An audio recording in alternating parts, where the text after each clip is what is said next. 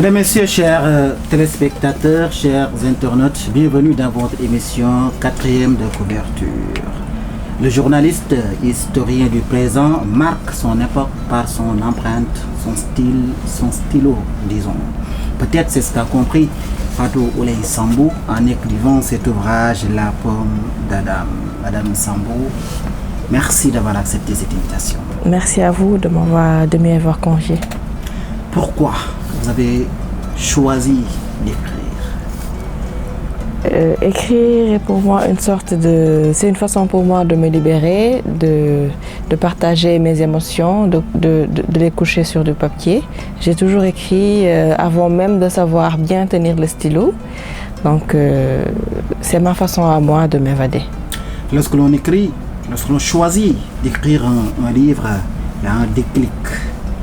Qu'est-ce qui a été le déclic de l'écriture de cet ouvrage?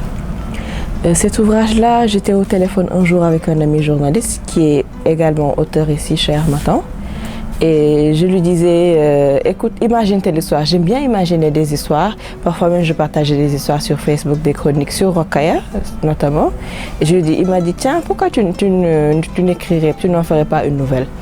Je lui ai dit, ok, je vais écrire, après on verra ce que ça va donner. C'était comme ça que c'est parti. Au cours de l'écriture, ce n'est toujours pas facile, manque d'inspiration parfois, problème de syntaxe souvent, cohérence des trames évidemment. Comment vous avez pu organiser tout cela pour accoucher cet ouvrage? Justement, je n'ai jamais forcé l'écriture. Je n'écrivais que quand j'en ressentais le besoin. Souvent la nuit, disons que moi j'ai déjà cette manie de la lecture. Si je ne lis pas ou si je n'imagine pas des histoires, je n'arrive pas à m'endormir. Donc souvent la nuit, je me couchais et comme on fait avec les enfants, on leur raconte une belle histoire pour qu'ils s'endorment. J'imaginais, en tout cas les histoires heureuses du roman ont toutes été imaginées la nuit au coucher. C'est comme ça que c'est parti. Et peut-être les histoires, les émotions plus ou moins négatives de certains personnages ont été imaginées à des moments de colère, de déception, etc. Donc on peut considérer donc que vous êtes votre émotion à vous et en quelque sorte la filigrane de cet ouvrage-là. Oui, c'était un peu ça et j'ai cherché autant que faire se peut à faire que les histoires du roman se rapprochent le plus de la réalité. C'était un peu ça. Vous avez écrit cet ouvrage, mais avant qu'on entre dans le fond, avant qu'on ne discute des thèmes, il y a une couverture quelque peu sombre, rougeâtre. Faites-nous une interprétation de la couverture de votre ouvrage. Oui, quand on parle de la pomme d'Adam, c'est le fruit interdit. Et la couleur de l'interdit, c'est le rouge. J'ai voulu partager un peu ce côté mystérieux de la vie et c'est pour ça que j'ai utilisé le rouge et le noir. Si vous regardez bien, le visage de la dame cache un peu son visage. Peut-être que c'est par honte, peut-être que c'est par pudeur. La lecture du roman nous en dira plus. C'est pour ça que j'ai vraiment choisi et j'ai moi-même réalisé la couverture. C'était vraiment, je l'ai imaginé pendant longtemps, je me disais qu'est-ce que je pourrais bien faire et j'en suis arrivée à ça.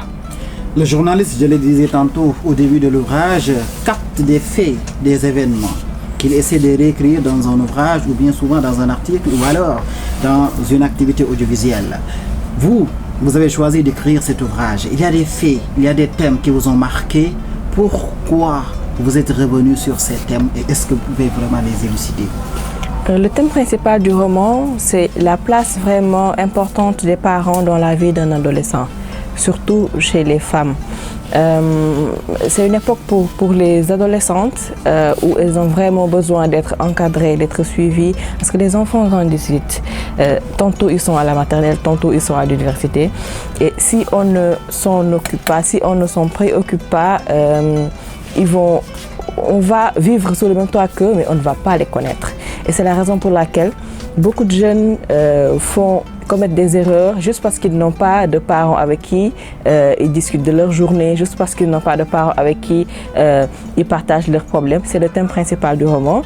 L'autre thème, c'est un peu la place de la femme dans la société, parce que au Sénégal, malheureusement, on n'éduque pas son enfant de sexe féminin pour devenir une femme, mais pour devenir une épouse. C'est une problématique qui est de plus en plus courante, et je l'ai traitée vraiment en profondeur dans le roman. Quelle est la différence entre une femme éduquer son enfant pour qu'elle soit femme, ou alors l'éduquer pour qu'elle soit épouse? Vous savez, déjà quand on est tout petit et qu'on nous achète des jouets, on nous achète des ustensiles de cuisine, on nous achète des poupées pour qu'on puisse plus tard nous occuper. Il y a inconsciemment, il y a des parents qui nous insufflent cette énergie-là d'être maman plus tard. Alors que chez les hommes, qu'est-ce qu'on leur donne? On leur donne des armes, on leur donne des voitures, des choses vraiment voilà, on les prépare vraiment à la vie active, on les prépare à devenir forts, on les prépare à devenir mentalement solides, on les prépare à devenir disons des leaders dès le bas âge, alors que ce n'est pas le cas pour les femmes. Même il y a d'autres thèmes également, hein, comme la place de la femme dans la société, notamment les problèmes de la femme, le viol, l'inceste. Et à chaque fois, on cherche à couvrir. Quand une femme, en général, a un souci, on cherche tout le temps à couvrir ça pour ne pas que ça se sache plus tard. Et souvent, il y a cette impunité qui... On peut considérer donc que cet ouvrage est en quelque sorte également un plaidoyer. Oui, c'est un plaidoyer pour qu'il y ait, pour que la femme ait cette place-là de leader qu'elle mérite. La place de la femme ne se limite pas seulement dans la maison. Par exemple, la dame Abby, qui est l'une des actrices principales, l'un des personnages principaux, elle a refusé de travailler juste parce qu'elle ne voulait pas que son mari ait le temps et la liberté d'aller voir ailleurs. Donc, ce manque de confiance-là qu'on retrouve très souvent chez certaines femmes, je l'ai évoqué dans le roman.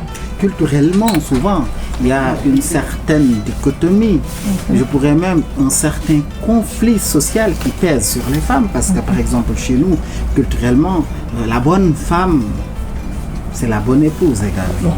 Comment essayez-vous d'être des femmes active professionnellement, mais tout en étant cette bonne épouse à la maison? Tout est une question d'organisation. On peut être... moi, par exemple, c'était pas... La dernière fois, il y a une journaliste qui me demandait « Comment tu as fait pour avoir le temps d'écrire ton roman? Toi qui es mariée, moi je ne suis pas mariée, je n'y arriverai pas certainement. » Je dis, moi, je valse entre le travail, entre l'école, parce que j'ai bien étudié, je suis encore à l'école, entre la rédaction du roman, entre la maison. Tout est une question d'organisation et de volonté. Aujourd'hui, vous l'avez dit, au Sénégal, nous voyons de plus en plus la récurrence de certaines dames, notamment l'inceste et le viol.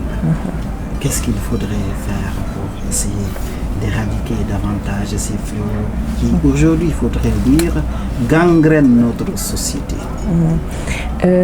Disons qu'il y a de petits gestes qui peuvent éviter ces problèmes-là. Par exemple, moi, je me souviens quand on était petit, on nous interdisait de nous asseoir sur les tontons qui arrivent. Une fillette ne s'assoit pas sur les genoux d'un tonton. Ce sont des petites choses. Un homme, il reste un homme. Hein. Je disais la dernière fois, qu'il soit monarque ou roturier, il y a la testostérone. Quand ça agit, ça agit. Donc, il y a de petites choses. Un enfant, il faut le surveiller, il faut lui parler, il faut savoir ce qui se passe derrière. Voilà, ce sont de petites choses, du temps vraiment qu'il faudrait aux parents pour qu'ils puissent éviter beaucoup de problèmes qui pourraient survenir dans la vie de leurs enfants. Un homme est un homme. Quand la testostérone agit, on ne sait pas plus contrôler. On fait appel ici, à l'effet de la nature humaine, n'est-ce pas une façon de dédouaner les hommes également? Non, au contraire, parce que il y a des interdits dont il faut vraiment se départir, s'éloigner. Je ne cherche pas du tout parce que dans le roman déjà, je dénonce l'inceste, le viol. C'est quelque chose qu'on ne saurait légitimer. Après, moi je me dis que c'est aux parents de prendre les devants. Je ne dis pas que les parents dont les enfants sont violés sont irresponsables, non. Mais il faut toujours... certains parents, par négligence, peuvent laisser leurs enfants, par exemple, les envoyer à certaines heures chez des personnes, surtout pour des filles. Ce sont des choses vraiment qu'il faut éviter. Il faut être, je dirais pas pessimiste, mais alerte. Il faut être alerte pour pouvoir éviter certains problèmes. En dépit des problèmes que vous avez évoqués, Madame Oulaye Sambou, vous avez également parlé de ce que presque toutes les femmes aiment souvent parler de l'amour. Oui. Le thème de l'amour, en tout cas, constitue dans ce livre-là une place importante pour ce choix.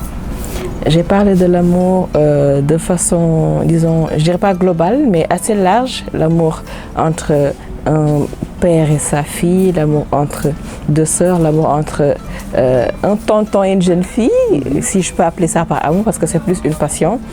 Pourquoi? Parce que si on sort l'amour de la vie, qu'est-ce qui reste? Il ne resterait absolument plus rien. L'amour comme base un peu de la tolérance, l'amour comme base d'une bonne entente. Pourquoi l'amour? Parce que c'est quelque chose qui est présent dans nos vies au quotidien. Donc je ne pouvais pas ne pas en parler. Vous en avez évidemment parlé. La pomme d'Adam. Aujourd'hui, la place de la pomme d'Adam dans la vie, dans notre société, quels sont ses ressorts, ses conséquences dans la vie de notre société, telles que vous le voyez? Vous savez, l'interdit, ici dans le roman, j'ai essayé de souligner un peu, de faire ressortir la frontière entre la passion et l'interdit. L'interdit, c'est quelque chose de très, je dirais, mystérieux, parce que aujourd'hui, si on légalisait par exemple la drogue, les gens vont chercher quelque chose d'interdit pour le faire. C'est inconsciemment la pomme d'Adam, pour parler du fruit interdit. Fruit interdit dans le sens global, c'est... Pas tout simplement dans son sens originel. Oui, dans son sens originel aussi, parce que Rokhaya, dans le roman, elle est censée, au vu de tous, elle est censée être une fille, une sainte en fait.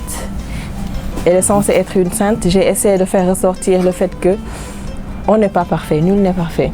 Même dans le roman, si on lit, on verra que la sœur de Rokhaya, Mami Ndaw, ce n'est pas la fille modèle que tout le monde aimerait avoir, mais quand même, elle fait de façon très modérée ses bêtises, alors que Rokhaya, elle a peut-être commis une erreur, elle a cueilli et peut-être croqué la pomme, le fruit interdit. C'est juste pour vous montrer qu'il ne faut pas toujours tomber sur le délit de faciès. On peut avoir tous les défauts du monde, mais on aura toujours une part de bonnes choses qu'on peut offrir. Contrairement, même si on est un saint, une sainte aux yeux du monde, on aura toujours une part de démon en nous. Le style d'écriture, Fatou Oulaye Sambou, lorsque l'on écrit, quelle que soit la beauté de l'histoire, les dénouements, mais également, mon livre, c'est avant tout un style. Comment voyez-vous vous-même d'abord votre autocritique sur votre style d'écriture? Disons que j'ai un style très simple, très accessible. Moi, j'aime beaucoup lire, j'ai toujours aimé lire, mais il y a certains auteurs que je ne peux pas lire parce que dans une même phrase, si je retrouve 4-5 mots que je dois aller regarder dans le dictionnaire, je me fatigue très vite et souvent je ne finis pas la lecture. Les phrases très compliquées, très alambiquées, moi je n'aime pas. C'est pourquoi j'ai écrit de façon très simple. un de nos anciens professeurs, Feu Momar Seyniya, nous disait le style c'est quelque chose de naturel, mais il faut faire autant que faire se peut, en sorte qu'on soit simple. Faire des phrases courtes pour ne pas fatiguer le lecteur. Déjà, les gens lisent de moins en moins. Imaginez qu'ils doivent décrocher à la deuxième page du roman, ce serait vraiment du gâchis. Donc j'ai essayé de faire en sorte que le style soit frais, qu'il soit vitaminé un peu. Parfois, il y a certains mots et qui se rapprochent le plus de la réalité, que l'on puisse comprendre avec par une seule lecture ce que je cherche à exprimer. Il y a également le style, au-delà même du style d'écriture, il y a également les techniques romanesques. On y voit une certaine présence dans un certain nombre de techniques. Vous les avez travaillées, vous y avez travaillé ou alors c'est venu naturellement? C'est venu naturellement. J'ai écrit sans même connaître ces techniques-là. Peut-être qu'en fréquentant Harmattan, vous allez m'aider à les développer. Comme les gens réclament le tome 2 déjà, je ne connais pas du tout les styles d'écriture, franchement, du roman. Le tome 2 de cet ouvrage, c'est ma dernière question. Il est en cours d'écriture, en cours d'imagination, bien la trame est en train d'être construite? Disons que de temps en temps, je réfléchis à l'avenir des personnages de La Pomme d'Adam, du roman qui est déjà publié. Je n'ai pas encore commencé la rédaction. Si rédaction il y aura, mais l'avenir nous en dira plus. J'attends davantage de personnes qui réclament le tome 2, comme ça après on verra. Fatou Ouleye, c'est un plaisir de vous avoir reçu dans cette émission. Le plaisir est pour moi, merci de m'avoir invité. Mesdames, Messieurs, chers internautes, vous l'avez suivi, c'est Fatou Ouleye Sambou, journaliste de formation. Elle a publié aux éditions L'Harmattan Sénégal cet ouvrage La Pomme d'Adam. Je rappelle juste qu'elle est une grande optimiste et une éternelle rêveuse, née d'un père commissaire de police et d'une mère enseignante. Son enfance sera marquée par de nombreux voyages à l'intérieur du pays. Suivant ses parents de région en région au gré de leurs affectations professionnelles, devant faire ses adieux à chaque nouveau départ, son nomadisme la pousse à se réfugier dans l'écriture, devenue sa seule constante à côté de sa famille. À ce jour, elle travaille comme chargée de communication dans une ONG basée à Dakar. Merci d'avoir suivi cette émission. Cet ouvrage est disponible à L'Harmattan Sénégal. Merci et à la prochaine.